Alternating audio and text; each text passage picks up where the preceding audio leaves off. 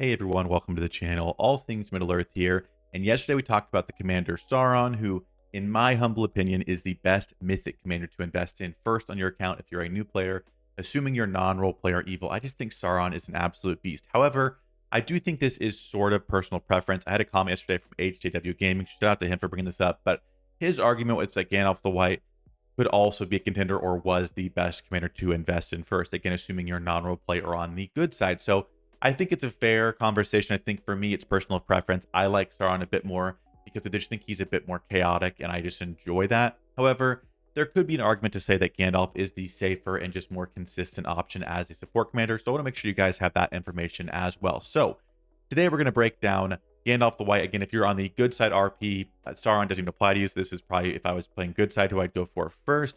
And honestly, if you're non-role play, you really should be going for both. So no matter what side you're on, even if you're evil RP, it's good to know how Gandalf works so you can try and counter him with your Sauron and vice versa with the Sauron video. If you're on the good side, you need to understand how the enemy commanders work so you can counter them. But today we're talking about Gandalf the White, so let's go ahead and jump into it. Now, if you are someone who's spending in Rise to War currently, I do have a top-up link. That's what you see down behind me on the screen here.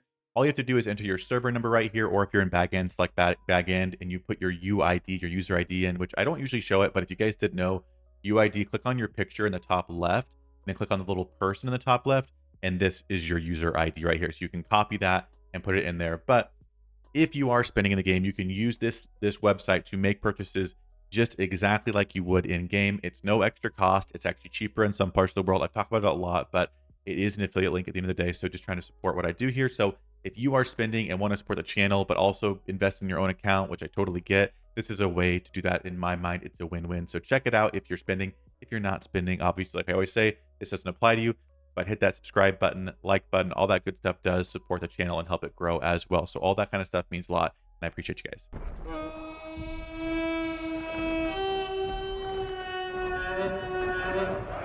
Now on to the actual build for Gandalf the White. Now, as you'll see on the screen here, I do have one of our handy dandy cheat sheets put together. So this will be down in the description below. So if you want one for your team or just for your own personal use to have on your phone, whatever it is, feel free to download and use that. That's down in the description below. Now, what we're going to look at for Gandalf the White is this build right here. First of all, he's going to use the White Council ability. And if you watched our Gandalf the Gray video, it is the exact same thing as that. Gandalf the White's going to have higher base stats like focus, so he's going to probably do a little bit better with it. But he does have White Council, which for up to the first 7 instances of damage, he's going to reduce the damage by 18%, modified by focus. So the higher this focus number right here is on Gandalf the White, the more damage he's going to reduce. And this modifies very well. Unlike Sauron's Deceiver ability, White Council modifies super well. So this number can get kind of high, as you saw with our Falcon and Gandalf the Gray comparison, with just kind of average gear. It gets kind of nuts. So I'll show you guys at the end what mine gets to with pretty good focus gear on my main account. But seriously, White Council, arguably the best support ability in the game. It's fantastic. Next up is going to be White Rider, the R5 ability. It says for the first 3 rounds, damage received by 2 enemy formations plus 25%. It increases duration to 4 rounds at level 5, and the number of targets increased to 3 formations at level 10. So once you have this maxed out for the first 4 rounds, 3 enemy formations, army and commander, or troops and commander, are going to receive 25%. That's a huge chunk of additional damage. So if you're running, whoever you're running, but especially if you're running the Danes, the Beorns, the meta physical damage dealers, an extra 25% of what they're doing is kind of insane in those early rounds. Shadow, Gimli, all those guys are great. So White Rider is a fantastic ability, and this is how I would scale my Gandalf the White Council, followed by White Rider. Now, if you have extra points, I'd personally be going into the Wizard, unless you're rocking like a Z6 plus Gandalf and trying to max things out, which most people are not. I'm just going to run a few points or a point in the Wizard to help clear off enemy stacks of White Council, because more than likely, if you're fighting people, they're going to also have Gandalf the White. So they're going to have Gandalf the Gray, whoever it is, with White Council. So this is going to protect them for 7 instances of damage. So the more things that you have that hit targets multiple times, so this is just a small amount of damage, but it hits 1 to 2 enemy formations, it's just going to start knocking those stacks away. That's why commanders like the Shadow are so good against the Gandalfs, because he attacks so much early on. He clears out those stacks really, really quickly. Now, as far as gear goes, I'll put the sheet up on the screen one more time so you guys can see. These are the best in slot recommendations for the top gold items, as well as the third row being the top purple items to use. Again, no matter where you are as a player, if you have green gear, blue gear, it doesn't matter. The goal is we want as much focus. So if it has commander focus, find the pieces that you have that have the most of that. Now, there is a conversation to be had about damage because Gandalf is more of a support, in my opinion, than a damage dealer. You could run him as full damage. I just don't think it's near as good. I think everyone agrees on that. However, the higher respect your Gandalf gets, the more of these skills he's using and the more hybrid he becomes. So if you have a higher respect Gandalf, I would try to prioritize things like the Obsidian Dagger and the Fine Smoking Pipe that have commander damage as well. But if you're not to that point, it's okay to look for things like command, because the higher his command, he's also going to reduce damage on his army and have them deal a little bit more as well. So command is a fine stat for him.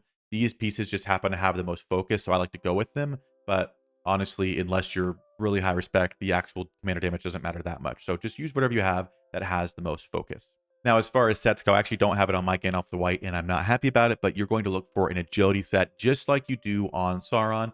And this is kind of where the conversation comes into place about who to run or prioritize your gear on. Because again, unless you are in the top 0.1% of the game and you actually have two perfect focus sets with agility, you have to choose who you're going to build. So are you going to really focus your gear more on Gandalf the White or more on Sauron? Now, as far as focus goes, Gandalf the White modifies way better with White Council than Sauron does. So I think focus gear takes a priority on Gandalf the White. But the real conversation to be had is about the initiative that they want on their gear and the agility they want to have on their gear. Because while Sauron is trying to steal White Council, if the Gandalf the White is just faster, then it's not possible. So do you want a fast Gandalf the White so that you can't have your White Council stolen? Or do you want a fast Sauron so you can have a chance of stealing White Council? It's kind of a risk reward type of thing. So my knee jerk is I like the Sauron. I like trying to push that a little bit more. I just like the chaos of it. However, I think the reasonable thing to do is to have higher initiative and your agility sets on Gandalf the White,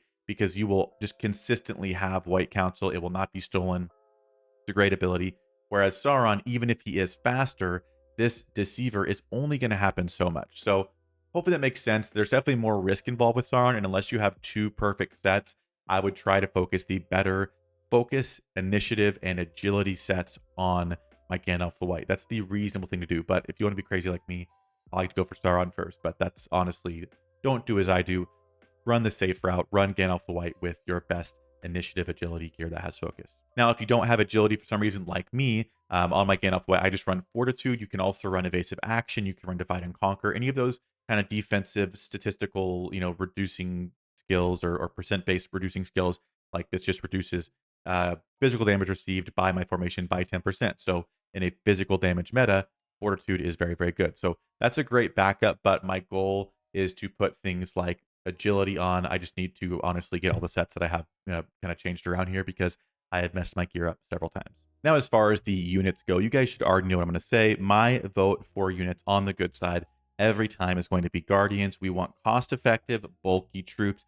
Guardians do that very, very well. The only exception here, just like we talked about with Sauron, is if you want to run Fell Beasts or Eagles on your Gandalf the White so that he is faster, because how initiative works, it's going to add the initiative of your troops up with your commander, and you're going to get a total of initiative, and that's going to determine the turn order. So if you have the exact same speed, Sauron and Gandalf the White, but Sauron has Fell Beast and Gandalf is running Guardians, Sauron's definitely going to go first. But if the troops are the same, it won't matter. But again, the troops can make or break the initiative kind of ties that you might run into with different gear pieces. So if you're looking for a fast Gandalf the White or Sauron or whoever, Eagles, Fell Beast are great. However, just for the tanky, bulky, cheap, effective, it's going to be Guardians that get the vote for me. Now let's look at the Relic for Gandalf the White. Now, it is not, in my opinion, the best Relic in the game, although it has a good effect that really works kind of counter the meta, which I'll explain. So first of all, it is the Ring of Fire here. It used to be Glamdring, but they changed it.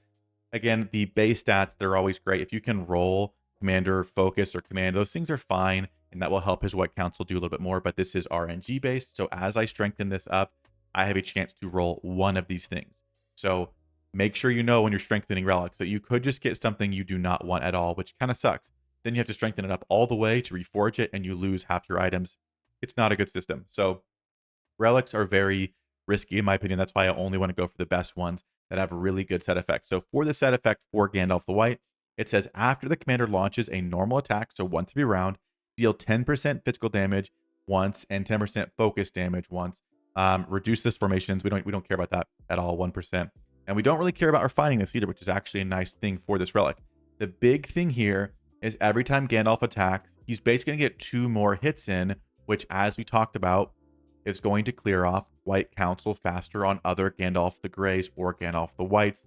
Technically, Falcons, anybody that has damage reduction that lasts a certain amount of hits or a certain amount of instances, you want to clear that off as quickly as possible. So if you have a Gandalf the White with his relic, not strengthened, not whatever, not refined, you're still going to get this, and it's still going to launch extra attacks each round. So if you have the exact same lineup, but you have the relic and they don't, you're going to clear theirs off a little bit faster. So for that reason, Gandalf the White's relic is going to get a pass, but it's just to unlock it and use the kind of base stats here. Now, again, if you're a big whale, go ahead and strengthen it. I think it's fine, but the goal here is just to get these 10% extra attacks, and that's it. So it's going to get a pass for me, but it's very conditional on really just getting these effects and not really looking to refine them. Now, as promised, I wanted to show you guys what White Council does on my Gandalf the White with close to best in slot gear, not quite there.